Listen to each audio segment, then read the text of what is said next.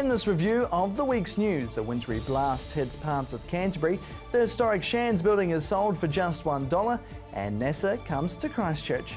This is CTV News Week in Review. I'm Jared McCulloch.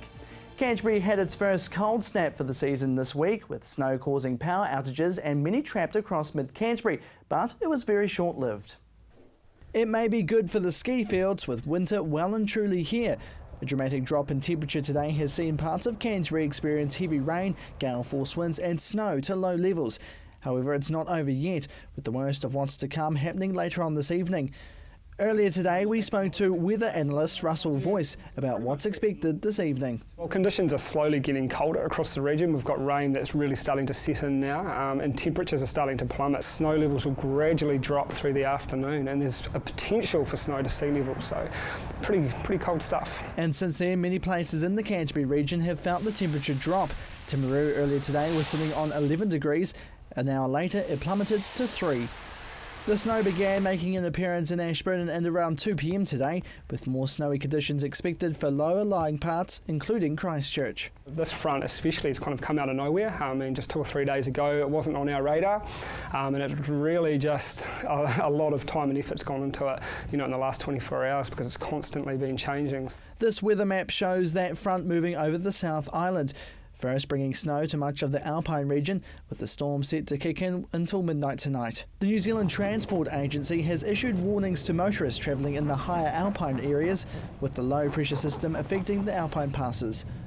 They urge drivers to allow more time for their journey and to be extremely cautious. But Russell says the snow in many areas won't last long. It will be short-lived but high intensity, so by kind of 10-11 p.m. tonight conditions will actually slowly warm up. What's interesting, after a cold front you expect frosts and calm conditions, and a northerly flow will kind of replace what's happening at the moment with southerlies and southeasterlies. So we will see different weather move in overnight, and conditions will slowly improve tomorrow morning. And he also has a message for those living in the higher areas of the region. I think people about the high country should be concerned. Above kind of 400-500 metres, 40 to 50 centimetres might fall at those elevations, and that could cause, obviously problems. We think that Alpine passes will be closed by mid to late afternoon, so if you're travelling in those areas overnight, take precautions and expect road closures, so it's probably best to stay at home tonight. Photos have appeared on social media about the wintry blast. These images were taken from a resident in Twizel, but the cold didn't bother this dog, playing out in the snow. The worst of the storm is expected to ease at around midnight. Jared McCulloch, CTV News. They were trapped in Nepal when the earthquake hit in April, and now having safely returned, students from St Margaret's College are still helping those displaced. A group of St Margaret's students were caught in the devastating earthquake that hit Nepal in April, and now they are determined to make a difference. The girls organised a fundraiser at the school in conjunction with the Farmy Army called Nepal's Fate for the Crate. The concept was to have a container on site and have stalls at school as well, in which you could either buy tarpaulins, ropes, torches and things like that will go into the crate over to Nepal, or buy prayer flags, badges, drink bottles, those kind of things for yourself. The group has raised over $21,000 so far to go back to the community that they became so close with. So we were all in Nepal for the earthquake. We all spent about a month travelling around, seeing the sights, and then at the end of our trip we had the big earthquake. So obviously we felt very attached to Nepal and felt like we needed to give something back to this country where we'd made all these amazing memories. 3 of the girls were located 40 kilometres from Kathmandu and were working to build a school when the earthquake hit. It was really scary, it was a lot bigger than in Christchurch, and it was just the fact that it was away from home, so it was a lot scarier because you didn't have your family there. It was a lot bigger and went on for probably 3 times the length of the Christchurch one. However, the shaking was a lot more rolly and louder rather than being extremely violent. You kind of had time to think about what was actually happening rather than that adrenaline hitting you straight away. But yeah, earthquake's an earthquake. So, yeah. The scary thing was like the magnitude of it. Like we knew that all these people had died and we were right in the middle of it. And like our families at home were getting all this news about people who've died, and so a lot of us were thinking about our families, not ourselves. That's what scared us. Catherine says she's proud of the girls' initiative. They're an amazing group of girls. We had a fantastic month in Nepal, and then to come back and see them just pour their heart and soul into a fundraising event like this is amazing. And they're really busy girls and they do lots of other things, but they just really wanted to do something to sort of help the people that we had become so attached to. And I think it's given us some sort of sense of closure that we've done something really, really well worthwhile, and it's going to help other people for a long time to come. And they're keen to help out in the future.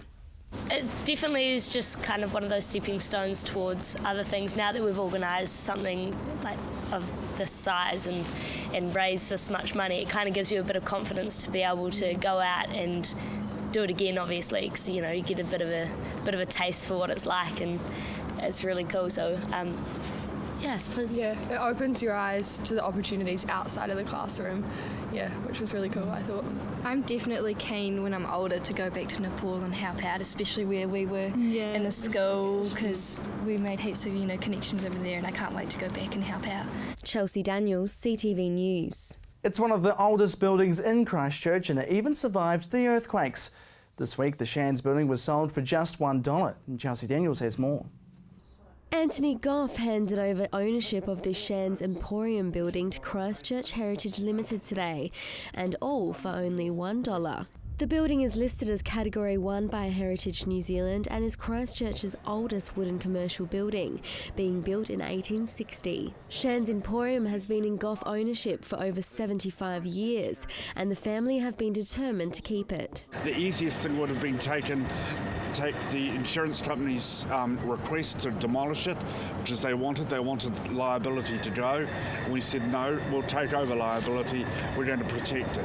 They didn't pay the $100,000 to fix it or repair it or keep it, they just washed their hands of it. The building will sit facing Manchester Street beside Trinity Church, another heritage building that Christchurch Heritage Limited has saved from demolition.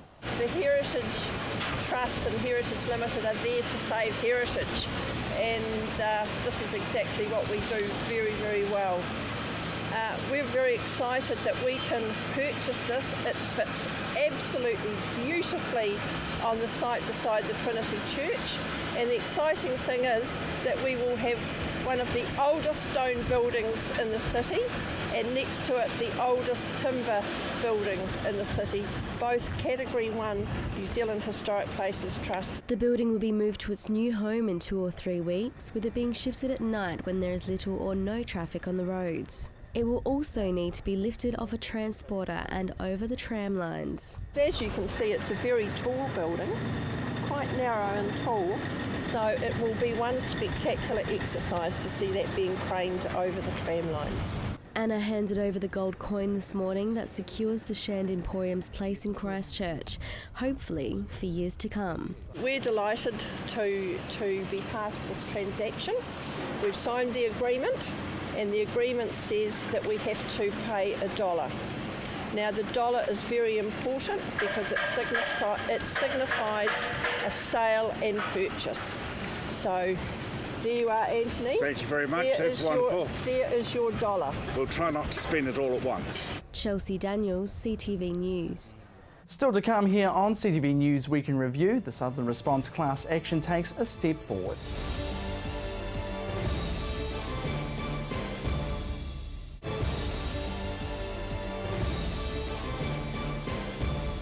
Welcome back. The class action against Southern Response has more than 200 people ready to take on their insurer, and other claimants have just weeks to sign up. It's the last chance for many Christchurch residents still waiting on a solution for their earthquake-damaged properties. Well over 200 frustrated Southern Response policyholders turned out for a private meeting at the Cardboard Cathedral last night to consider whether to join a class action against the insurer. And the lawyer in charge, Grant Cameron, says he's pleased with the turnout. Very, very good. Exactly what we expected. People, I think, are highly motivated and very, very keen to get cracking. So couldn't have gone better. The hour-long meeting saw Cameron explain alongside lawyer Francis Cook QC to talk about the process of a litigation team who will fund the case and how a class action works. A no-win, no-fee basis means just that. If the class action is unsuccessful in court, claimants wouldn't have to pay any damages and legal costs. That's covered under the litigation team. But if the action is successful, claimants would pay fees of no more than 20% of the claim, with some paying a lot less. A number of claim holders with the government-owned insurer have already signed up. Last night that number was sitting just below 200 to try and fight the insurer in getting a fair deal to either repair or rebuild their home.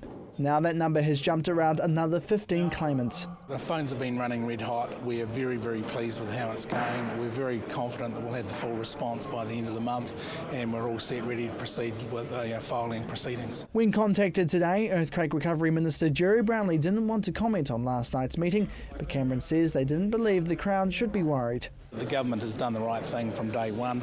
It's stepped in and said, look, policyholders will not be left out of pocket. We can't have a crisis of confidence in the insurance industry. So the government is supporting this. So they will watch with interest. They don't anticipate at this stage that the class action will become huge. Therefore, the monetary sort of impact may not be that great for the government. However, he believes the meeting will help other confused and distraught homeowners to make a decision. Well, I think they've been very concerned that perhaps the information coming from the insurer hasn't been accurate, and that there is a need to get independent expert advice. That leads to cost problems, and of course a lot of them can't face that, and part of the benefit of joining the class action is to get those expert reports paid for, and then the litigation itself, will it bring this to a head? And I think most people went away tonight believing yes, it will bring it to a head. It was interesting, yes.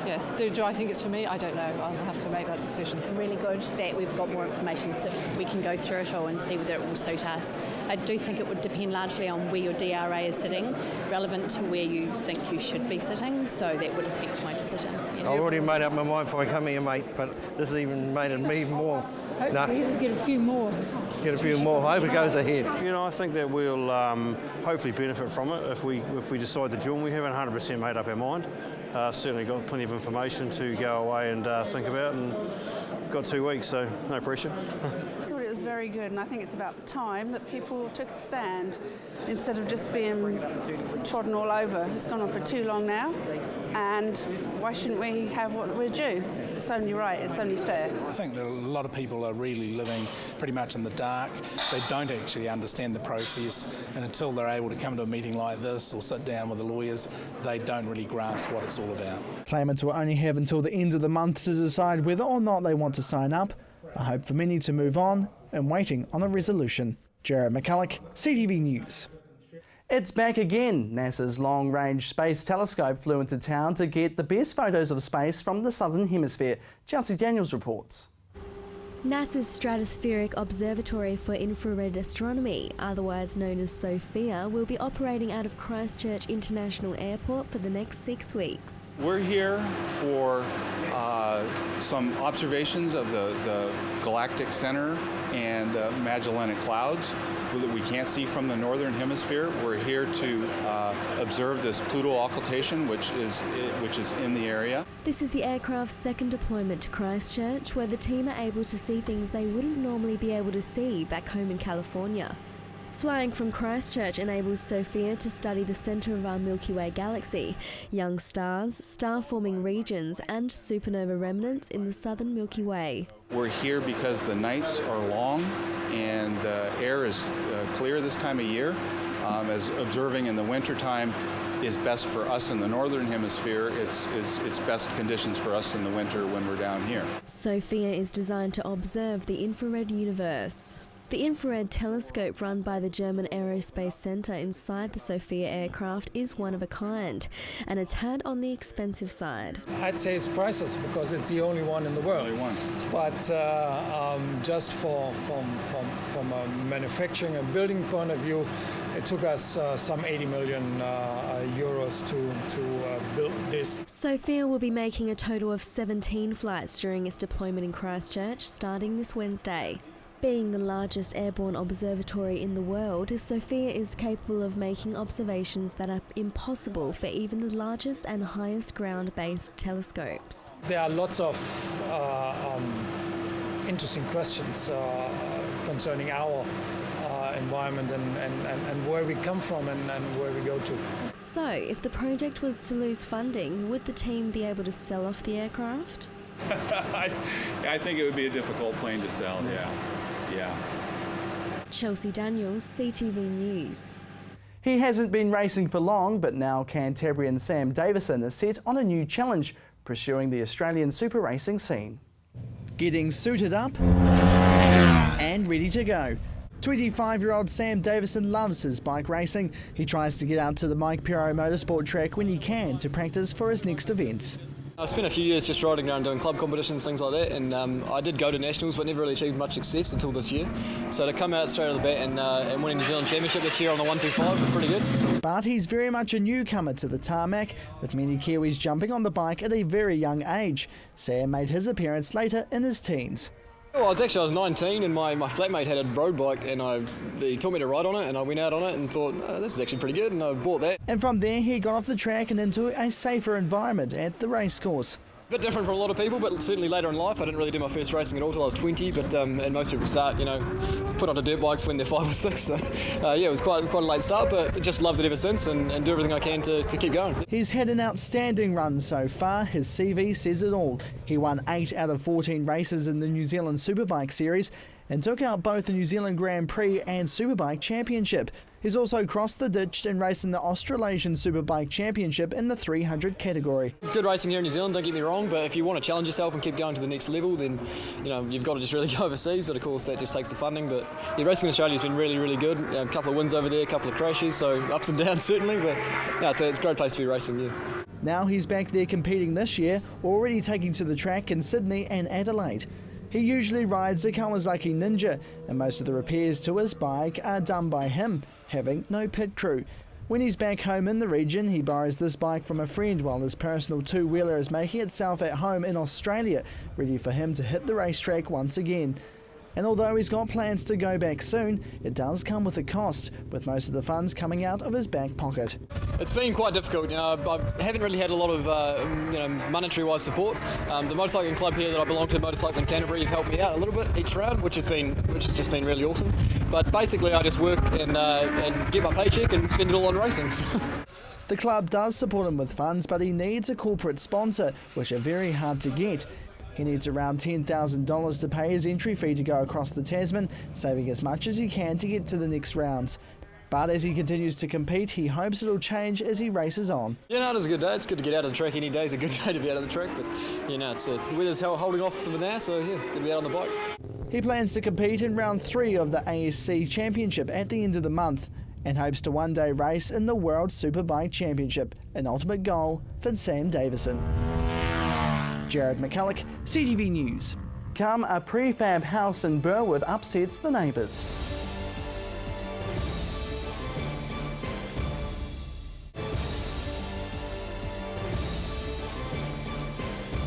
Welcome back. A prefab house quietly transported at night into a Burwood subdivision had the neighbours in an uproar this week. Here's Chelsea Daniels. Should this house be here? Travis country residents are not happy about a refurbished house that arrived in the neighbourhood last week. And the section is expecting another house, an 85-year-old villa, to also be put on the site tonight.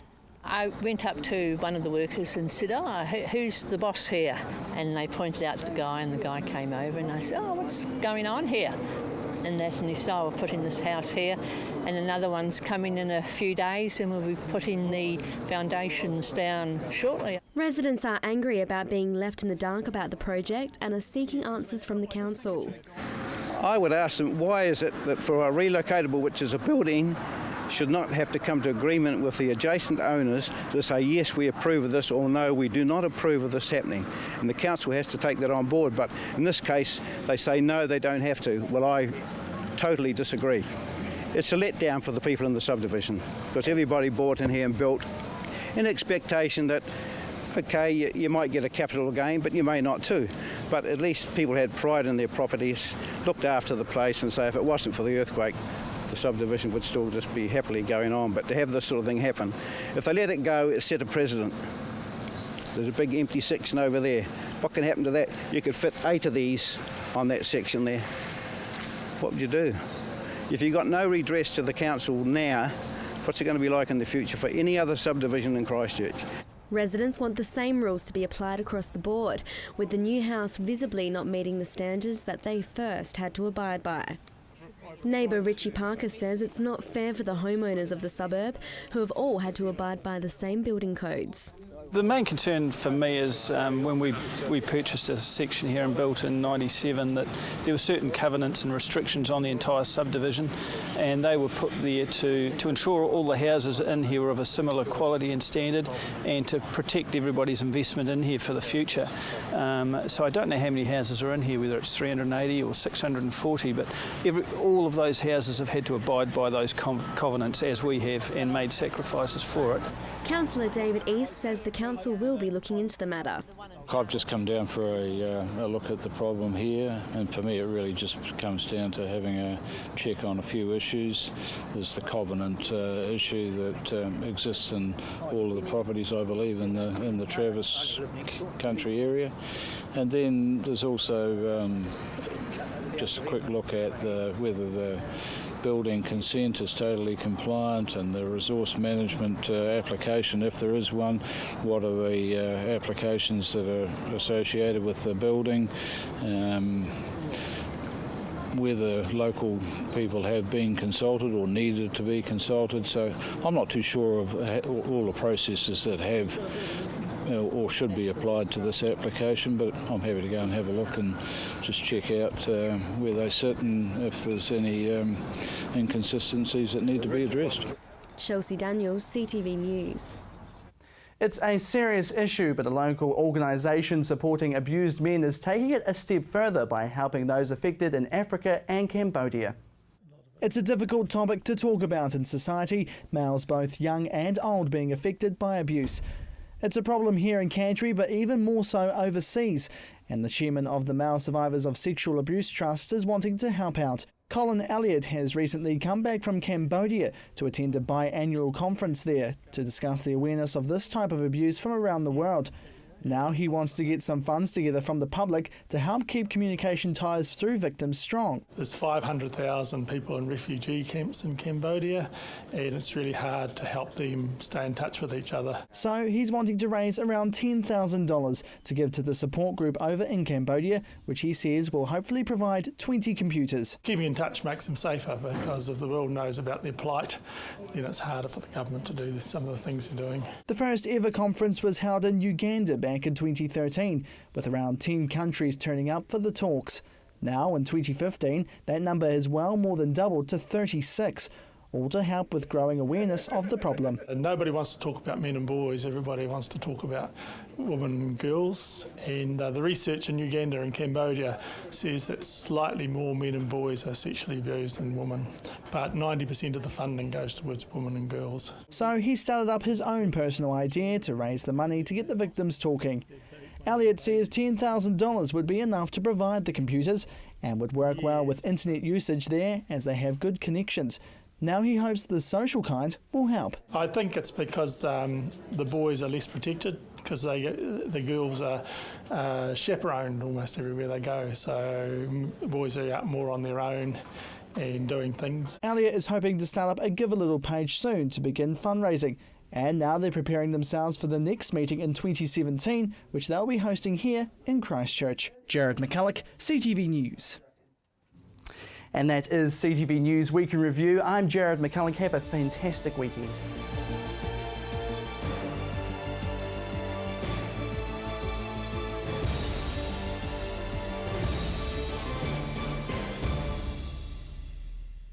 Supporting local content so you can see more of New Zealand on air.